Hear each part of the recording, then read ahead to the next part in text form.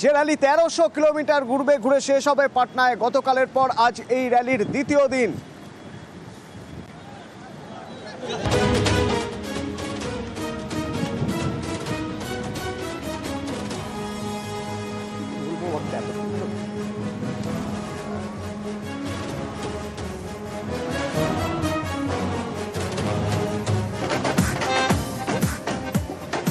পয়লা September পর্যন্ত চলবে এই কর্মসূচি। সংবিধান রক্ষার ডাক দিয়ে ভোটার অধিকার যাত্রা যা শেষ হবে পাটনায়।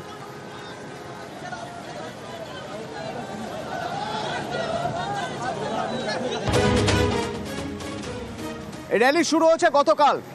সাসারামের মঞ্চে দেখা গেল রাহুল গান্ধী, লালু প্রসাদ যাদব এবং ভোট চুরি নিয়ে সরব হলেন সবাই।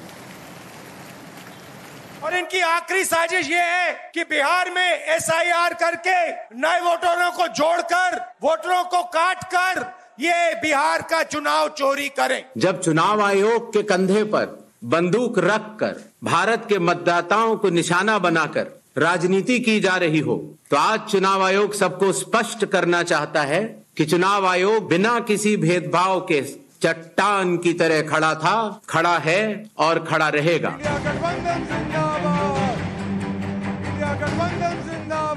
এই বছর শেষে বিহারে বিধানসভা নির্বাচন। তার আগে সেখানে ভোটার তালিকার বিশেষ নিবিড় সংশোধন বা এসআইআর করছে নির্বাচন কমিশন। বাদ গিয়েছে প্রায় 66 লক্ষ ভোটারের নাম। এই ভোটমুখী বিহারে এবার ভোটার অধিকার যাত্রায় রাহুল গান্ধী, সঙ্গী আরজেডি নেতা তেজস্বী যাদব। রবিবার বিহারের রোহতাস জেলার সাসারাম থেকে শুরু হয় রাহুলের যাত্রা। বিহারের 20টিরও বেশি জেলায় র্যালি হওয়ার কথা। 1300 কিলোমিটার ঘুরে পয়লা সেপ্টেম্বর পাটনায় শেষ। ভোটার অধিকার যাত্রার শুরুতে জনসভা করেন রাহুল। সেখান থেকেও ভোট চুরির অভিযোগে সরব হন। पहले देश को मालूम नहीं था कि कैसे चोरी की जाती है। हमने प्रेस कॉन्फ्रेंस में साफ करा दिखा दिया चोरी इलेक्शन कमीशन कैसे कर रहा है। लोकसभा चुनाव के बाद इलेक्शन कमीशन ने महाराष्ट्र में जादू से 1 करोड़ नए वोटर पैदा कर दिए। हमारा एक वोट कम नहीं हुआ। बीजेपी को सारे के सारे नए वोटरों के वोट मिले और वो चुनाव जीते। इलेक्शन कमीशन से कहा, उनको कहा हमें वीडियोग्राफी दिखाओ, इलेक्शन कमीशन ने मना कर दिया। जब चुनाव आयोग के कंधे पर এসআইআর নিয়ে পাল্টা আসরে কমিশন। শনিবার বিবৃতি, রবিবার সাংবাদিক বৈঠক। जब चुनाव आयोग के कंधे पर बंदूक रखकर भारत के मतदाताओं को निशाना बनाकर राजनीति की जा रही हो, तो आज चुनाव आयोग सबको स्पष्ट करना चाहता है कि चुनाव आयोग निडरता के साथ सभी गरीब, अमीर और सभी धर्मों के मतदाताओं के साथ बिना किसी भेदभाव के चट्टान की तरह खड़ा था, खड़ा है और खड़ा रहेगा। चुनाव आयोग के लिए न तो कोई विपक्ष है, न तो कोई पक्ष है, सब समकक्ष हैं।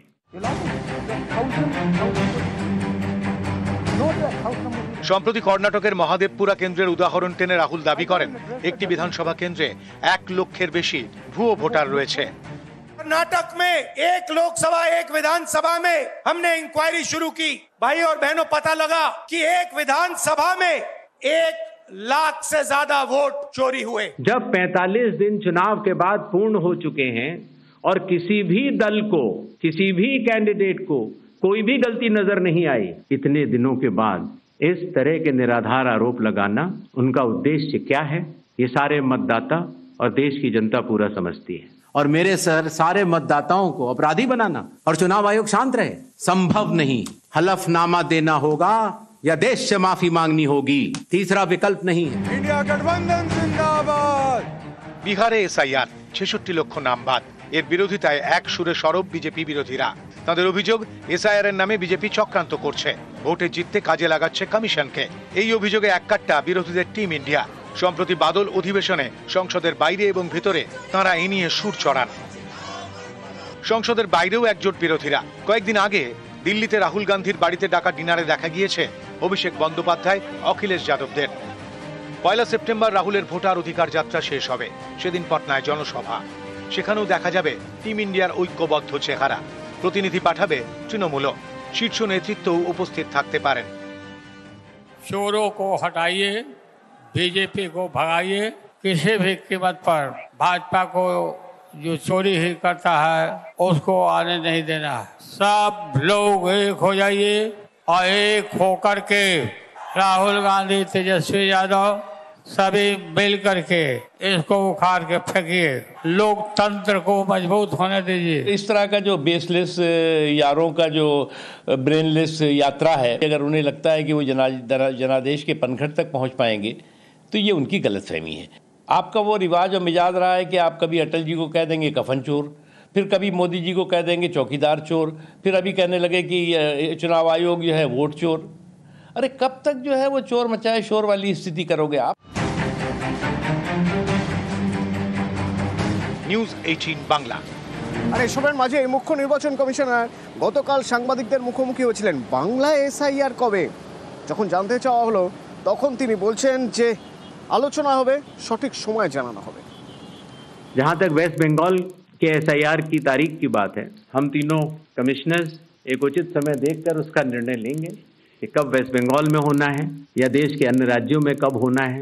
उसकी तारीखों का ऐलान आने वाले समय में उचित समय पर किया जाएगा। তবে ইতিমধ্যে এসআইআর নিয়ে রাজনৈতিক চর্চা শুরু হয়ে গেছে আমাদের রাজ্যে। নির্বাচন কমিশনকে তোপ দাগছেন চন্দ্রিমা ভট্টাচার্য, পাল্টা শ্রমিক ভট্টাচার্য। কি হবেই সেটা তো আমরা দেখব, কি হবেই উনি বলে দিলেই যে সব হয়ে যাবে তা তো নয়। গণতন্ত্র যেটা বলবে সেটা হবে। উনি অগণতান্ত্রিক কিছু করলে সেটা বাংলার মানুষ মেনে নেবেন না। আমাদের দিল্লিতে নির্বাচন কমিশনের বিরুদ্ধে আমাদের সাংসদরা যে ভূমিকা পালন করেছে সেটাতেই নিশ্চয়ই নির্বাচন কমিশন বুঝতে পেরেছে যে বাংলা কি করতে পারে। এসআইআর হবে, এটা রুটিন প্রক্রিয়া। এর মধ্যে যদি কেউ মৃত্যু ঘণ্টার আওয়াজ শুনতে পায় আমাদের তো কিছু করার নেই। এসআইআর হবে, বাধা দিলে সেই বাধাকে গুঁড়িয়ে দিয়ে এসআইআর হবে। পশ্চিমবঙ্গের মানুষ এসআইআর চায়, যে বাধা দেবে সে থাকবে না, আর বাধাটা দিতে পারবে না। একটু অপেক্ষা করুন। রাজ্যের বিরোধী দলনেতা শুভেন্দু অধিকারী বলছেন নো এসআইআর নো ভোট। পাল্টা অরূপ চক্রবর্তী। নির্বাচন কমিশন খুব পরিষ্কার ভাবে ইন্ডি জোটের ইকোসিস্টেমকে, তার মধ্যে তৃণমূলও আছে, বলে দিয়েছে আমাদের ভয় দেখিয়ে কোনো লাভ নেই। কমন সিটিজেন হিসেবে, ভারতীয় সিটিজেন হিসেবে আমরা ইলেকশন কমিশনের এই বোল্ডনেসকে ওয়েলকাম করি। পশ্চিমবঙ্গে আমাদের demand no SIR no election. Voter list যদি সাফ সুতরা না হয় ইলেকশন কখনো ফেয়ার হতে পারে না। শুভেন্দু অধিকারী যখন আগ বাড়িয়ে নির্বাচন কমিশনার হতে চাইছেন, ওনাকে জবাব দিতে হবে বিহারের এসআইআর প্রসেসে যাদের নাম বাদ গেছে 65 লাখ মানুষের, কজন অনুপ্রবেশকারী, তাদের মধ্যে বাংলাদেশ বা নেপালের বা পাকিস্তান থেকে বা শ্রীলঙ্কা থেকে কজন এসেছেন? কেউ না। রাষ্ট্রপুঞ্জের রিপোর্ট অনুযায়ী যত রোহিঙ্গা আছে তার সংখ্যা 15 লক্ষ। তো মায়ানমারের গোটা রোহিঙ্গাই যদি পশ্চিমবঙ্গে ঢুকে থাকে তাহলে 80,000 বুথকে 15 লক্ষ দিয়ে ভাগ করলে অন্তত প্রতি বুথে 200 থেকে 300 করে রোহিঙ্গা থাকার কথা। আপনি কোনোদিনও রোহিঙ্গা দেখেছেন? আমি দেখিনি। এখন শিশির অধিকারী রোহিঙ্গা না মিঠুন চক্রবর্তী রোহিঙ্গা সেটা তো আমি বলতে পারবো না।